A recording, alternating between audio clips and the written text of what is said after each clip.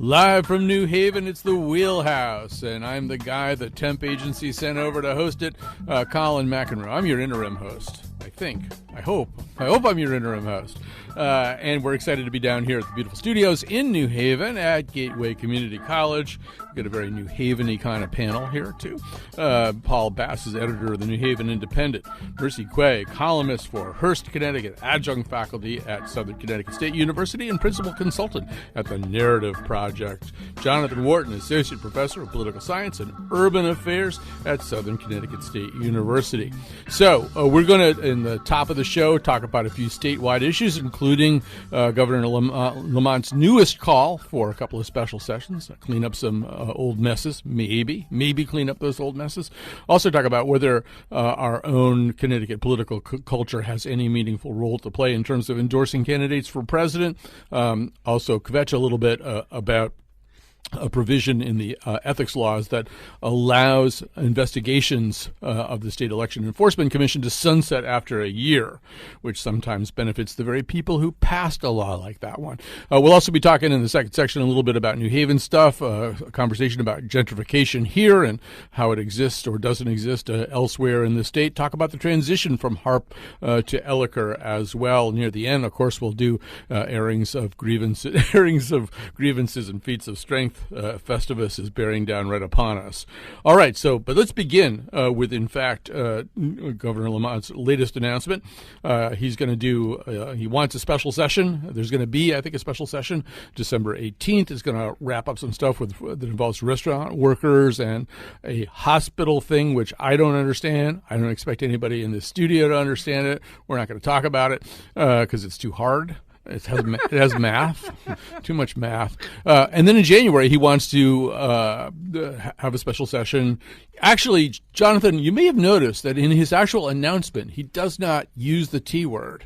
No. I think the announcement of the special sessions, which is something I think that's going out from him and legislative leadership, talks about transportation infrastructure and how we got to do something to fund it. It's vague. Yes, but the T word does not actually appear anywhere in the announcement, and yet we know what that's what that is, right? Mm-hmm. Exactly, and it's still being touted about, as you know, at least on my side of the aisle over here on the Republican side, as a major talking point. I'm more concerned in the sense of the timing of all of this, because it's interesting that this was talked about back in the summer, it's being discussed about this month, and now it's going to likely be pushed back until January. So it just seems like it keeps on getting pushed back about addressing the toll dilemma. And at what point do you take it on, especially as a new governor, especially when you have an election coming up for the General Assembly next year? Well, Paul, I mean, you and I are not state capitol reporters anymore, but we've spent goodly portions of our lives up there. It's almost guaranteed that a lot of people are really unhappy about this. They don't want to have a special session on December 18th, and they probably don't want to have a special session in January. This is like, the regular session is almost starting at that point, and this does feel like a thing that is dragged on very inconclusively. And I agree with Jonathan. I think timing is the issue here. Ned Lamont got elected. He has a chance to do something big in his first term, his first year, actually. Now the politics get cuffed in an even number year because Democrats are scared to run for re-election in a year when the Republicans will hot dog any effort to ever raise money to pay for anything. No offense, Jonathan. And I think I really blame Ned Lamont for the situation we're in right now, Colin, because I think you and I and other old timers like Lamont believe that you have to pay for things, right? Mm-hmm. And I agree with Lamont that with the debt diet and all that. And we can't really talk about tolls intelligently because of the way Lamont did the politics. In other words, 40 years ago, it was faster to take a train to New York. Stuff's broken. Obviously, we got to pay for infrastructure, and we got to pay for it right. And if you read an excellent story Mercy wrote this morning in the Connecticut Post and the Register, he's talking about how, like, the average working person says, why are you going to tax me more? And there's an intelligent answer to that, which is that you have to pay for things. Most of the money will come from out-of-state people. The other states do it. But the biggest reason it's tough to address the people Mercy was writing about is because Ned Lamont will not address the fact that rich people like him and his buddies at his yacht club pay 1/3 the rate of taxes that working class people pay in Connecticut. So if you earn $48,000 a year, you pay close to a quarter of your income on taxes. If you're really ultra rich, you inherit a lot of money at Lamont, you pay only 7.7% of your taxes. Lamont has taken off the table from day one addressing income inequality and going near to what Massachusetts and New York do for marginal extra tax rates on the wealthy without getting too much math. If you make a whole lot of money, starting at the point where you make $1 million, you pay a little bit extra in taxes. Lamont says, I'm not going to punish success. It's a right-wing talking point that rich people consider the only success inheriting money and not losing it all versus working 2 jobs and taking care of your kid. At that point, how do you address someone in Connecticut who is feeling the pinch? Whereas I disagree with like the people Mercy quoted, because I believe that ultimately you have to pay for it. You shouldn't just borrow the money. And if other states are collecting tolls, why don't we collect the tolls on their drivers? Sure, you can have like a discount for in-state. So the second reason it's tough to talk about is Lamont ran for office and lied. He said, I will never, ever want tolls. And then within 5 minutes to get elected, he said, I want tolls. We knew he wanted tolls. His model was Lowell Weicker. The governor said, I don't want to pass an income tax. And then within a day of getting elected, he said, I looked at the numbers. I have to have an income tax. But at least Weicker didn't lie. Those of us, you'll remember, Colin, who wanted an income tax and knew he'd pass it. That's why he voted for him, because the way he worded it. Lamont lied. And then he expected to believe him when he says, okay, now I want tolls. Now I want tolls just on trucks. So you can't have an intelligent conversation because we have a doofus governor. I just want to disagree with you about one thing, Paul. I think when Ned Lamont says he didn't know what was going on, I tend to believe him. On everything but that. He knew he needed tolls. Okay. I agree he didn't know what was going on around him, but everyone in the room knew at the Schubert Theater during the debate when Stefanowski, his Republican opponent, said, you are going to want tolls. Everyone knew he was going to want tolls. Instead of talking honestly, people respecting him, rather than thinking you can talk around them and wink and think you're more responsible and courageous that way, Lamont took the dive and blew the whole thing. So, Mercy, tell us more about this. What did you find out when you were talking to people about this? I mean, the reality is people are upset that they would be equally charged an assessment on their cars, right? And they're talking about the ways in which it's going to impact them more than the wealthier in Connecticut. So people are upset that they will be less likely to consider jobs in other parts on the other side of the corridor, right? If you are in Stamford and you got accepted a job, or got offered a job in New Haven, there's a likelihood folks are saying that, I'm not going to want to travel that far, because in addition to having to factor in travel, wear and tear on my car, gas, right? Now I have to factor in and budget for my vehicle. And the reality is, right now, no one knows what to plan for. It's difficult to project and budget because we don't know what's going on, and we don't know what's going on because Ned doesn't know what's going on. Is it trucks only? Is it everything that's moving? We don't know. And so because right now we're in this nebulous place, people are upset. People are absolutely upset. So, I mean, Jonathan, right now it is trucks only. And yes, in fairness, it has morphed a number of times.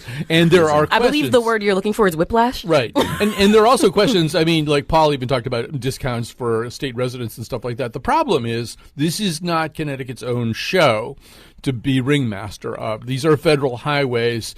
You can't do things on federal highways that the Federal Highway Administration doesn't go along with. And one of the questions arising out of Rhode Island right now, and the most recent kind of court reversal there, is whether you can do a trucks-only plan. Well, I'm really following that because I don't know, I'm kind of amazed by case law. I guess just the political science professor I am. And so it'd be interesting to see what kind of precedent is going to be, kind of established surrounding that. I also want to say that I'm just concerned for Lamont in the sense of being a new governor. I'm going to go back to I hate bringing this up, back to Governor of New Jersey, Philip Murphy, and what he's going through. Because you have a timing here. You have a window. And you would think that this would have been taken on months ago and not continue to delay. And the Rhode Island business is just adding more to it. So at what point do you just step up to the plate? I read that awesome Connecticut Mirror article, I think the last day or two, about saying how he just seems not to have his sea legs there for this issue, especially, where he's just not taking charge as a governor, which is so unfortunate as an executive. So, Paul, I don't know. I mean, maybe this is a little bit too much inside the governor's office, but you and I have both reported on a lot of governors over the years.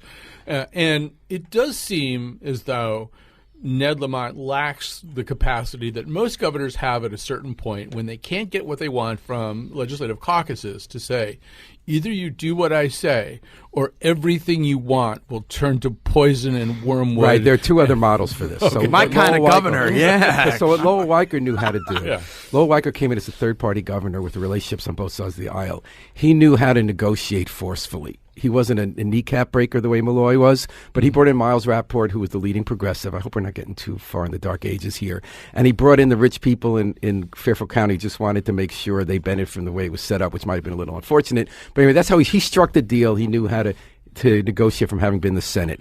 Dan Malloy knew you focus on your top priorities, and people know you're going to like cut off their legs or cut off their money or get someone fired unless you go along with them, and he's going to be very focused on a very specific goal he's going to accomplish. The problem with Ned is, he had all these other rich doofuses like himself who knew nothing about how the Capitol worked. They had exactly one person in his administration, Jonathan Harris, who knew everything about the Capitol. My former mayor. They buried him in the basement, like on the West Wing when they brought those people. They buried him in the basement. So they had no one who knew the Capitol worked for the whole first year, which is the year when they could do it. Now they brought him out of the basement. And allegedly, they're going to let him walk into the Capitol. But the second idea I said earlier is that he also used the wrong role model, which was that he thought that Weicker was courageous and strategic in the way he winked and said, I won't do income tax, and then did. But Ned took it further with tolls, is what he out and out lied, and then didn't have the strategic ability to put through. I agree with Jonathan that at this point in an even number election year, you can go this halfway thing with just trucks when you don't even know if it's going to pass a federal appeal. It's not even going to raise 3/4 of the money you need.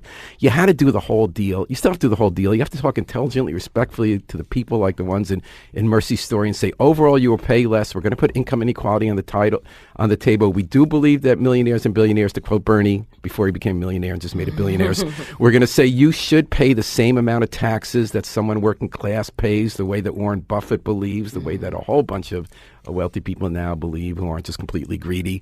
Until Lamont has some respect for how the process works and tries to figure it out and knows what he doesn't know, and B, deals with income inequality, then he can tackle this in a smart way that can address it. Well, but Mercy, it seems like that's not how he's framed it. And I don't know that I would frame it the way that Paul, I don't know if he can frame it the way that Paul's talking about. Basically what he's saying is, if you want a functioning transportation system, if you want a transportation system that isn't entirely dependent on clogged and cloggable highways, you have to find a way to pay for it. If you want to do intermodal stuff, you want to do, plus stuff's falling apart, bridges, highways, potholes. You want to fix up what we have and make everything better. There's got to be a way to pay for it. I don't know that he can necessarily yoke some kind of progressive tax reform to it too. The two things he's got yoked together are tolls. Somebody's got to pay for this, and I got to use the tolls to leverage more federal money, and I'm going to use that to fix up your infrastructure.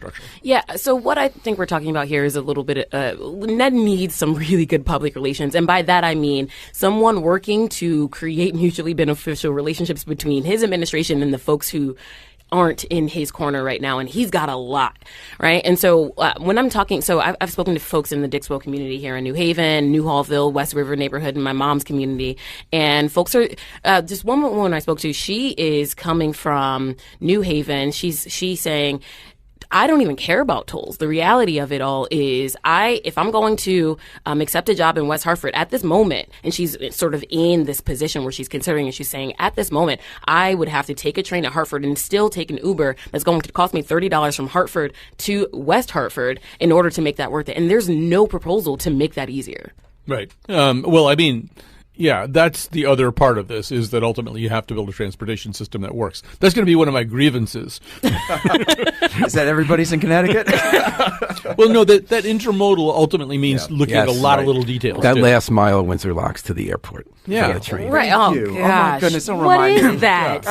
I mean, It's like we're almost there. You're almost there. And don't take that bus from Union Station to the airport. Oh, right. My Well, God. we were just talking to Matt Dwyer, the brand new producer of the Wheelhouse, about whether or not he could use CT Fast Track to get from where he lives to where we work. And then I said, but is there parking for you at the new station? And he said, well, a little bit of parking. And I mean, one of the problems with intermodal is you've got to make it so that people want to do intermodal. They can park their car somewhere, get on a train. When they get off the train, they can get on a bus right away, not wait 25 minutes for the bus that connects them to the next destination.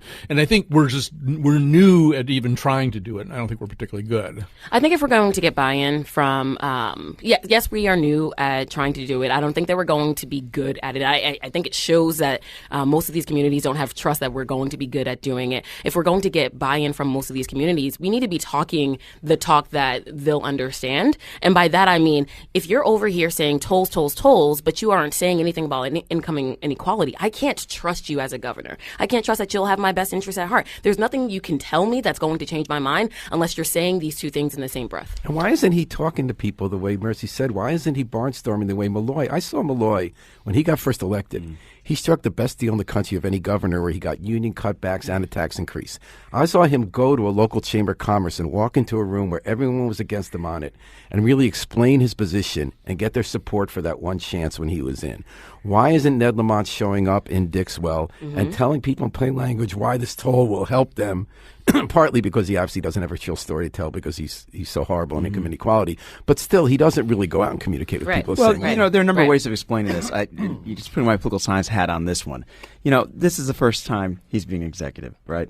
And prior, he was a selectman many years selectman, ago. but legislative. No, but I think Jonathan's right. I do too. That was different my point. worlds, right? Yeah. It's two very, and of course that was back in the '80s. Let's be fair. I was can't my believe I'm joke. defending Ned Lamont, but okay.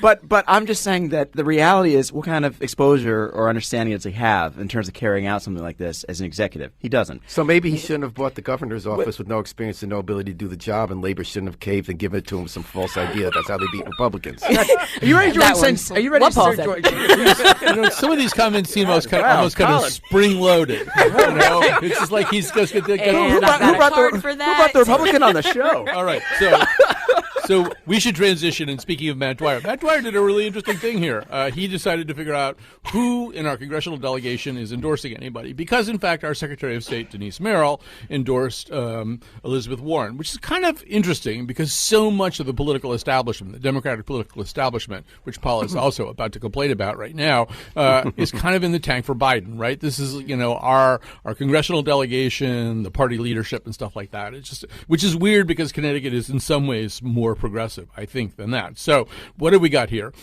Chris Murphy is still kind of Cory Booker curious. Oh, goodness. Richard Blumenthal has not gotten an endorsement because he's saving us from dangerous toys right now. John Larson and Joe Courtney are waiting. Johanna Hayes endorsed Kamala Harris. Obviously, she needs a new prom date now.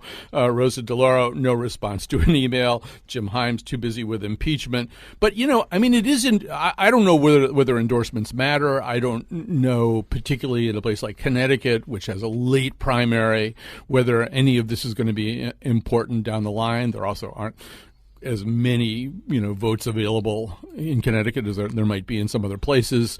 But Paul, it is kind of interesting to me. In 1992, for example, Jerry Brown beat Bill Clinton in Connecticut. Yeah. So that's an indication that there's a progressive base here. Bernie ran here pretty well in the primary. Had something on New Haven Green as well. But he had the biggest demonstration in New Haven Green in 50 years, and he lost New Haven by a lot because they didn't understand the black community on the ground. Ooh. Yeah, he did. That even though Gary Winfield, our state senator, brought him, too, but they didn't pull the vote. Yeah. Exactly. So I sometimes feel as though leadership is a little bit out of touch with the voter, though. Right. Well, on this one, the reason Lamont's with Biden is because Biden went for him, and like Joe Biden, Ned Lamont lives in the 1970s. He really hasn't updated. I was talking to Susan Beiswitz about this yesterday because she's lieutenant governor. And, she has to be loyal to Ned somewhat, so she can't go out there and go with someone right away. I don't think her heart is really with Biden. I think when I talked to Rose about it, too, I think for most of them, they just feel like, let's just beat Trump. Like, no one knows who's going to beat Trump. Let's just beat Trump. Let's see who. I think Dolores Hart is clearly going to be with Elizabeth Warren. I thought it was interesting about the Denise Merrill endorsement. I know this is really in the weeds. That's okay.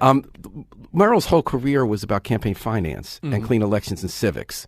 I mean, Elizabeth Warren's the campaign finance civics guru, right? So, and she's a woman in politics. So that Merrill thing makes sense. I think what's more important than which politicians in Connecticut endorse, given that our state is such a blue state in elections, is what happens on the ground. Who goes from Connecticut to work in other states? The reason Josh Elliott and progressives got elected to the state legislature and made a change is because a whole bunch of people got involved in politics here for the Bernie Sanders campaign in 2016. They came back from New Hampshire and said, let's do that here. And they knocked off a very prominent Hamden Democrat to put Josh Elliott in there, and they became part of this whole Act Blue wave that helped Robin Porter get elected by a lot and helped actually turn the legislature overwhelmingly Democratic this time. So I think rather than the elected officials who really don't matter squat on this one, I think when we see in the next few months who in Connecticut goes to other states that are in play, where they come back and what they do in local politics will matter, and I think it will turn us more left.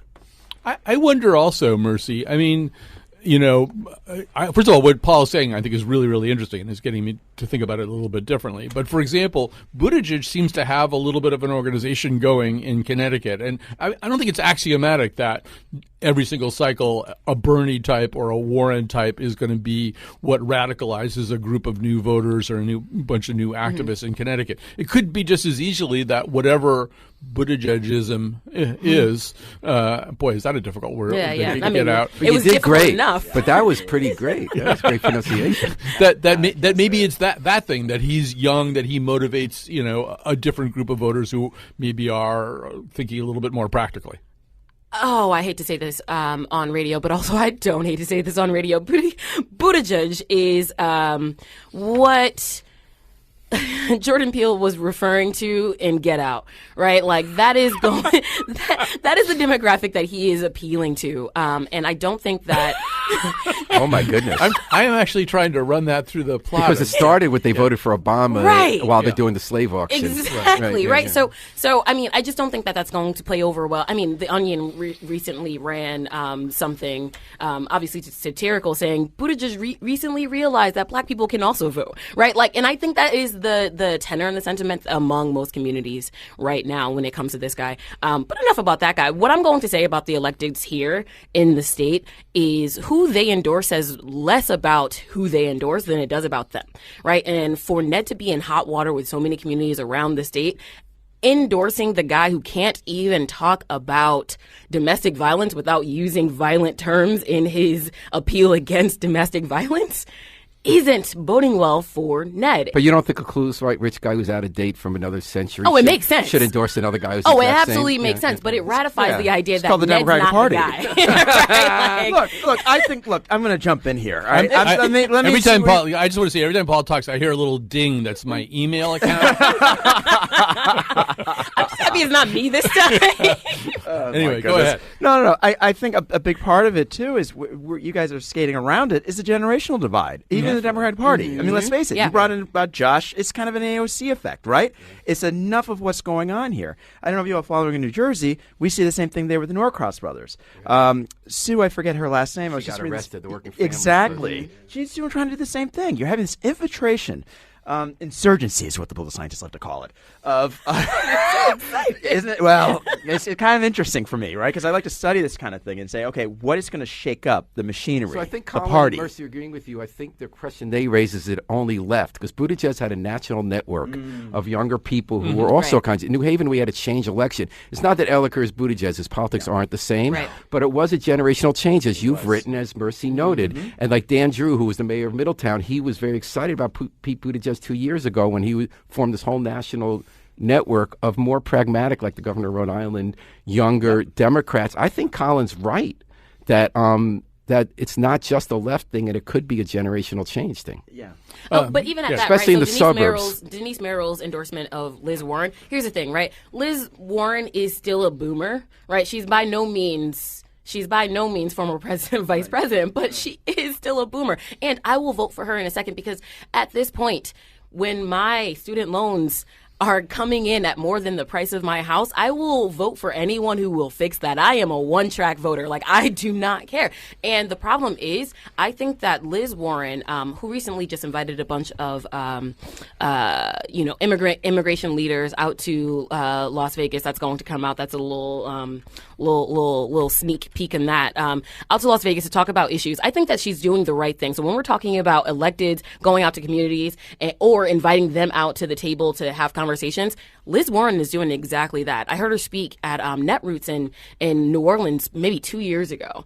And I just thought, wow, this is a person who, even though she is a straight white woman, knows how to talk a specific type of rhetoric that speaks to a wide range of consumers, a wide range of listeners, a wide range of residents, regardless of where she is, right? I think when voters listen to her, regardless of the generation, regardless of the race, they tune in and say, actually, I can agree, I can relate to that thing. All right, we're going to take a little break here. If you've been listening and you've been upset by anything you heard, please email Matt Dwyer, the producer of this show. And also remember, my name is spelled with 2 L's. All right, so we'll take a little break. We're going to come back. We're going to get a super New Haven-y, so get ready for that.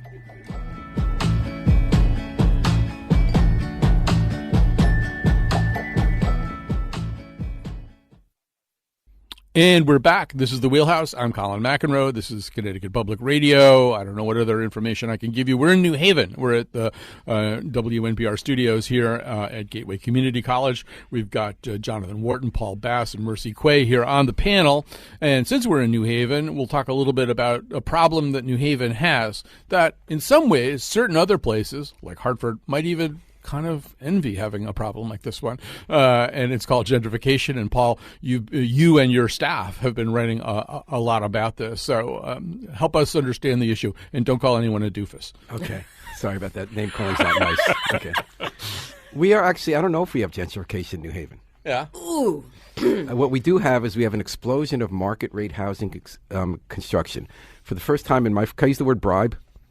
Okay. For the first time in 40 years, my day's already ruined, so do whatever you want to do. In the 40 years I've covered New Haven, for the first time I've seen we don't have to bribe developers to build in New Haven and build our tax base. People want to build here. It's happening in kind of smaller cities, university cities around the country. And all these vacant lots and empty buildings are getting turned into thousands of new apartments that cost more to rent than my house. So you have capitalism. That one. Yes.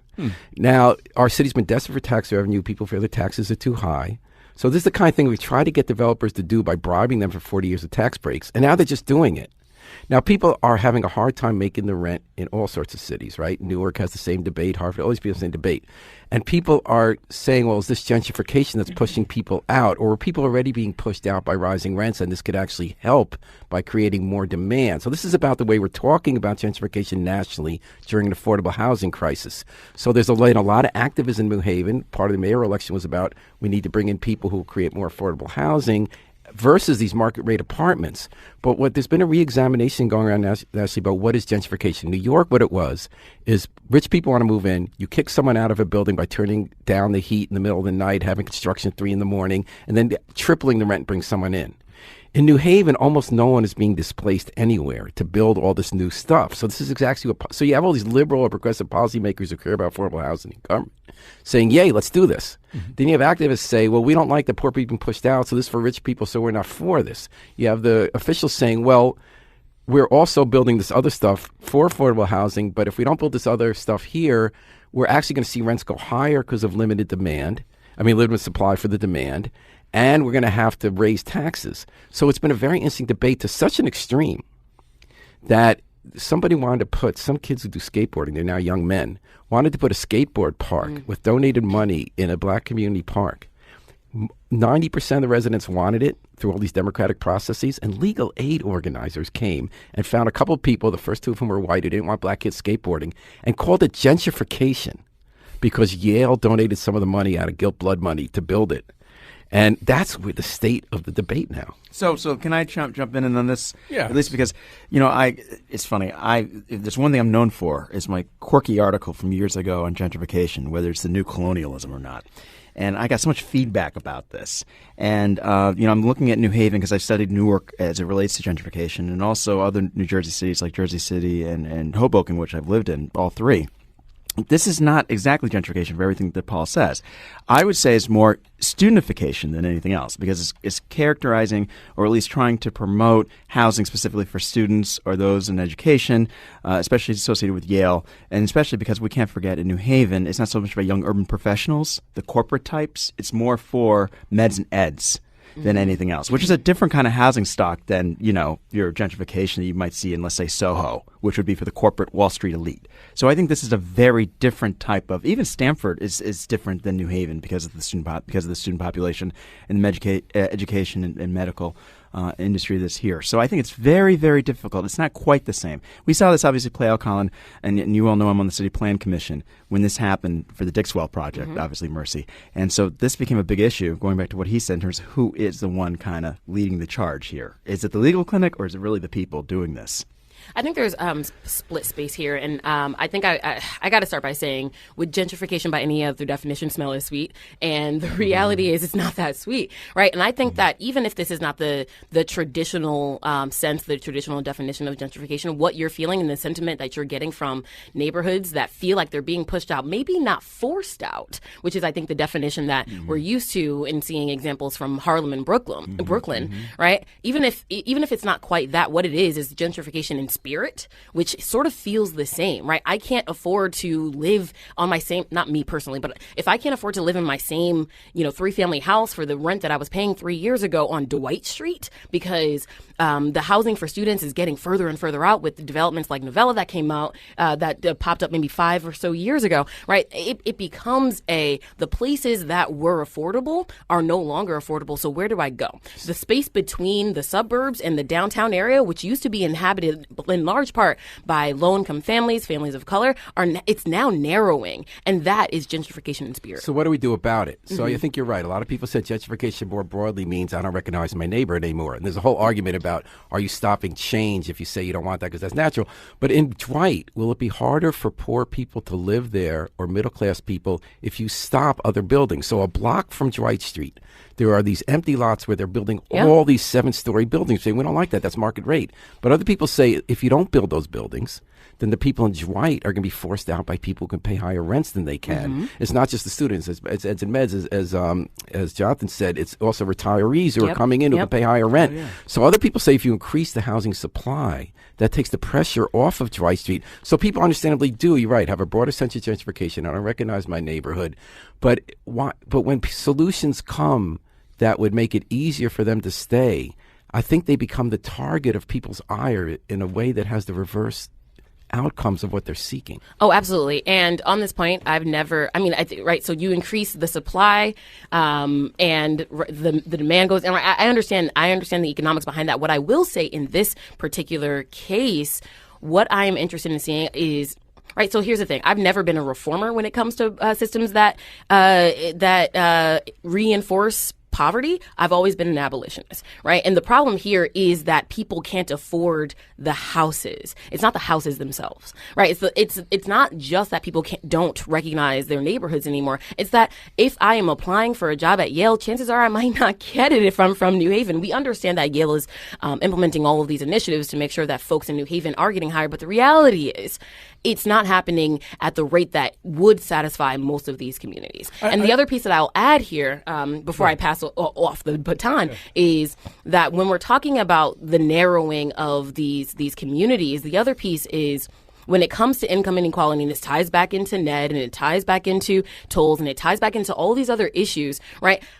These communities are largely just an afterthought. If I am an afterthought in your plan, right? If it's sort of the developer, Paul, you can help me out here, who in one of Tom Breen's stories said, affordable housing wasn't considered, and we might not ever consider it, right? Something to that degree. If these communities remain an afterthought, you're never going to have buy-in, and everyone's going to remain upset. And if we don't reform the systems that implement and secure and ratify poverty, we're never going to find. And that's what we heard at the commission, right. Last month's commission, was that how come there was not a better communication between everybody and all the parties? It dicks well. So I guess I do want to just say this is a uniquely New Haven conversation. I think we could all grant this. It's a Newark conversation. It's an Oakland conversation. Yeah, but in terms of Connecticut, for example, Hartford is just trying to deal with they've been losing population steadily. They're trying to get a grocery store open. They will take any population they can get downtown, at this point. And gentrification would be a nice problem for them to have. There's a second issue with gentrification too about how, and I don't ever solve this. I think Bridgeport would say pretty much the same. Also, thing. you don't want to have slum housing. For a while, and that didn't really, But on Mercy's point, I think she's totally right that there are a broader set of challenges that will make people afford housing. So right now, there's an $870 million or $880 neuroscience center Yale's building right in West River. And I think Mercy's right. For that to work, it's not that you say you have to build affordable housing. It's like, how are you going to make sure those jobs will be for people in the neighborhood? And I think that's where the pressure. Everyone criticizes the Yale unions for their political activity. Sometimes I do. Jonathan does. But there is no alternative to what they're doing, which is to say, if you want this stuff passed, we're going to insist that you guarantee the jobs and we held them to you, and there's training and a pipeline. And the best example there is West River. The Yale union official is also the city's top alder, is the alder there, and she's for the program, and she's negotiating as part of that a way that people in that neighborhood can afford some of the new housing. And I would also say another example of this is sort of the Winchester neighborhood, right? Winchester 20 years ago was low-income affordable housing where folks and families felt like they can be outside, thrive. It wasn't a bad neighborhood. It was a low-income neighborhood. And those two things are often conflated in a way that I think is inappropriate. And look at what they're arguing about there. There was an empty, polluted factory. We got money to clean up an empty, polluted factory. They're going to put in hundreds of new apartments, almost all market rate. So does that push out the people who are there and raise their rent, or does that put a downward pressure on rents and make sure their taxes don't go up? Yes. All right, let's make a little transition here while we still have a little bit of time left in this segment. Talk a little bit about the Harp to Elliker mayoral transition here in New Haven. I think all of you have been looking at that and writing about that. And Jonathan, you've said that you see kind of a generational thing. We talked about generational stuff with Pete Buttigieg. How does that play out in the New Haven transition? Well, this is really radically different. I mean, the incoming mayor is 44 years old. The current mayor is 72. One has been in office for over 30 years. And has been mayor for the last few terms, and certainly former state senator and alder. And then the incoming mayor is a former alder from years ago who's doing the nonprofit work that he's done with New Haven Land Trust. I'm kind of intrigued more by their styles. They're two very different people in terms of styles and approachability, right? And I was sharing just before we started, the show. I interacted with the incoming mayor yesterday at the Hill Management Team meeting. And so he comes across a little bit more of a technocrat, if you will. He's more about the facts, the data, the stats, that kind of thing. Harp seems to be more prefer to more of an inner circle type. So they're not quite the backslapping, kind of politicians you might see in most city halls, but they try to get things done, but in different ways. So it'll be very interesting to see how the incoming mayor is going to handle this, especially with the staff that he might bring in. We already know, obviously, about Scott Jackson, the former Mayor Hamden, who's been working with both administrations up in Hartford, coming aboard now as the new CIO. CAO. Chief Administrator. Yeah. Exactly. So this is quite interesting to me. We just had his wife actually there on campus last week. Isaac Jackson there on campus to speak about her book and urban development in New Haven. So I'm very intrigued to see what's going to be like for the honeymoon period for the new mayor. And what does this mean, by the way, for 2 years from now? Because I think there's still this void in terms of Black and Latino politics in New Haven. And I'm not just saying for the mayoral standpoint, but in terms of what kind of people, will the incoming administration bring in and not exclude those communities in New Haven. Paul? What's the question? Well, I don't know. Well, you could just react to what I'm interested in racial politics. Yeah, I mean, Justin Elliker is a smart guy. He knows he has to have people of color in his administration. He's holding these huge meetings for 300 people come on a Sunday, saying, I want to participate in the new administration, give you ideas. You had a transition team he created with people who didn't support him, had every kind of racial group. He had 3 very strong women. Yep. Some of them didn't support him, running it to tell him. So, I mean, that's what a transition is about. It's the image you present. The real conversations he has behind the scenes that run the administration we'll see later. I was interested in what Jonathan said about racial politics. The Latino community has not been a political force now for a generation in New Haven. Partly it's about who's changing, who's there and who used to be there. It was a change election where the old administration went to people who helped get the vote 40 years ago, but now they're bringing people who live in West Haven to come for car honking rallies that don't vote. Elliker actually has a lot of support in the Latino community. And there's a new Latino organized force that came up with people who aren't the same people from the last 40 years who are meeting with them this very day about what it's going to look like. And he got the Latino vote. Mm-hmm. It's going to be interesting to see if the Latino community organizes more under an Elliker administration. They're definitely going to get positions. Does position equal political power? We don't know. But who is the Latino community when so much more of it isn't from Puerto Rico as from a generation ago? I think it's similar to Hartford, if I'm not mistaken, Colin. You can correct me. I think this is what's happening in American communities where they don't organize the vote yet. You go on election day to a Latino precinct and there aren't that many people there. But they are a future force in the community. So I think that is going to be one thing to watch in the Elliker administration and in cities across Connecticut. Actually, up in Hartford, we have Minnie Gonzalez. And we have certain vote-pulling operations that can be pretty impressive in their own. They're so unimpressive here, you wouldn't believe. Mercy, I want to hear what you have to say. I just quickly want to say, and I know so little about this compared to what you guys know, but I thought the Jackson pick was interesting, partly because of what we were saying early on, what Paul was saying about Ned Lamont's team, where there weren't enough people there who understood how government worked, not how government worked at the civics class level, but how government really works at the nuts and bolts level, how you get things passed, how you deal with people. Jackson, although obviously his experience was mayor of Hamden, not New Haven, and then he's been up there running revenue services in both the Malloy and Lamont administrations, he certainly knows the nuts and bolts. He knows how to get a plow out in a snowstorm. Absolutely. Which was a really good reason to pick him. I think that's a really smart pick. Yeah. But anyway, go ahead. I mean, and again, I'm going to go back to what I said about the endorsements for the electeds here in Connecticut, I think that Elliker's picks in this case say more about him than it does about them, right? And I think that we've sort of seen this from Elliker over the last few years. He's been very strategic about who he's holding space for and who he's talking with, who he's gone out to seek advice from. And I think this has gone on for at least 2 years. I remember 2 years ago I had him on the show, Work It Out, during a segment I was calling Fail Month, having people come in to talk about their failures, and his being quite namely losing the election to Mayor Hart the first time around. And in that conversation, I got to ask him, what were the things that you thought put you out then that are going to help you now? He goes, I know the city a lot better now. I know a lot more of what I didn't know before. And I'm sitting down with folks who are not afraid to tell me what I don't know.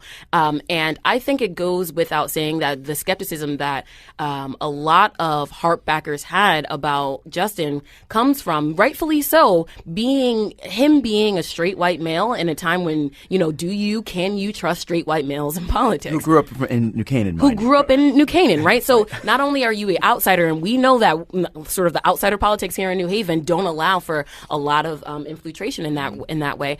The skepticism was justified, and I think that Justin acted on that in a way that said, listen, I hear you, and you're not wrong, and here are the ways that I'm going to try to work with you anyway. That's really interesting. Also, the city changed in terms of outsiders and insiders.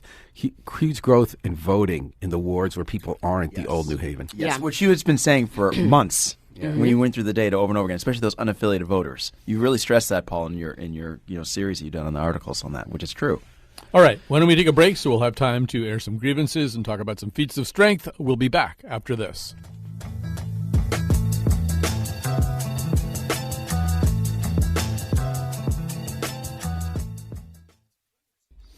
All right, we're back. I have to quickly just to sort of update you on various things that are happening here at the station. So this afternoon, because I'm in New Haven right now, we're going to re-air a really interesting conversation I had with George Takei. You know him as, of course, the original Mr. Sulu, but as a Japanese-American, he and his family were forced into prison camps during the internment phase of World War II in America, and he's still angry about it, and I don't blame him. Anyway, it's a pretty searing conversation if you didn't hear it the first time around.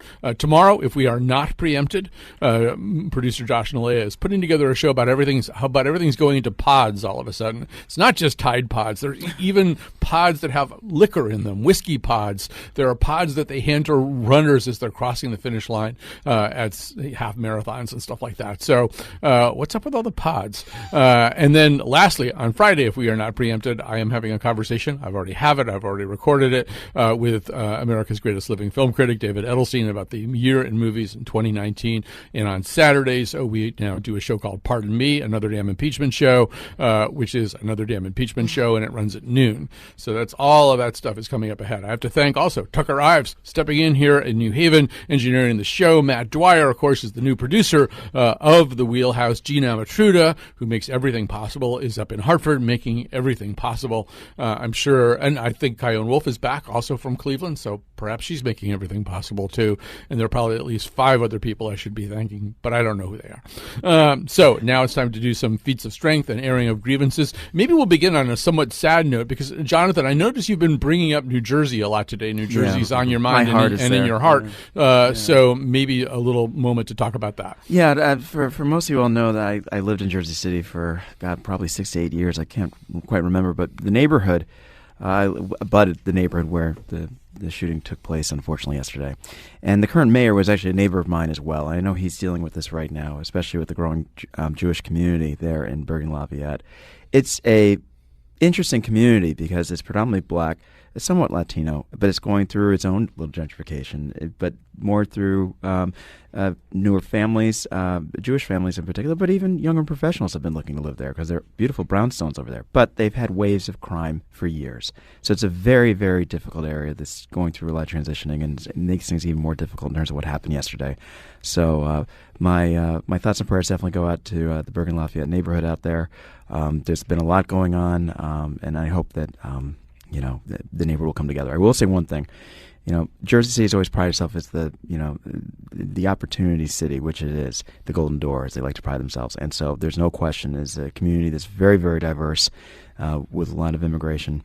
it's a place that does know how to get back. So I don't question that it won't. I know that it will. The spirit is there. All right, Paul, what have you got for us? Amen, boy. I feel a little weird shifting gears like this. Yeah, that's okay. Yeah. Bioswales. Bioswales? New Haven just reached the 200 point of building 200 bioswales at every part of town, which are these little rainwater runoff gardens right by the road and the sidewalk. They do all these great things. They stop our storm sewers from being messed up, polluting the sound. They get built. They look nice. They get built by these ex-convicts who are trying to reintegrate in society. It's a collaboration between Yale Forestry School and Emerge that brings people back to reintegrate society. It's beautifying our city. No city in Connecticut comes close. They're all coming to us how we build these things. It's one of an infinite number of reasons that for all our challenges, New Haven is a great place to live and a great community that tackles our challenges together. Wow, with that one, you persuaded me. Oh, wow, bioswales. I want to know more. All right, Mercy Quaid, what have you got for us? Are we airing grievances, or are we doing... You can do feats of strength. You can do one of your usual... I should say, Mercy Quaid just today became the second two-way player at WNPR. The second? Oh, geez. Am I the youngest? Susan Bigelow is the other person who can do both the wheelhouse and the nose. Nice. Wow. And now Congratulations. Now you're doing it too. So you can talk about outer space the way you like to. Okay, great. I like to. I'm gonna stay on theme here. On brand. On brand here, rather. So just a quick endorsement for something space related. Let's do the Glastonbury, just in case anyone hasn't figured it out, hasn't heard me say this before. The Glastonbury Planetarium is the most advanced planetarium in the state, and going out there, they have a full slate of winter shows that you can participate in and go out and view. The drive from New Haven is about 35 minutes long, not that long at all. A grievance is Joe Biden, when opposing domestic violence, do not say, and I quote, "We just have to punch it and punch it and punch it," unquote, to get to the bottom of the issue, right? You really read the room. I'm airing a grievance against Joe Biden. Maybe just sit this one out. And by this one, I mean the rest of the campaign. and perhaps human history as well. Yeah, Wow. and don't call people fat. Don't challenge them to push-up contests. Don't. Just don't.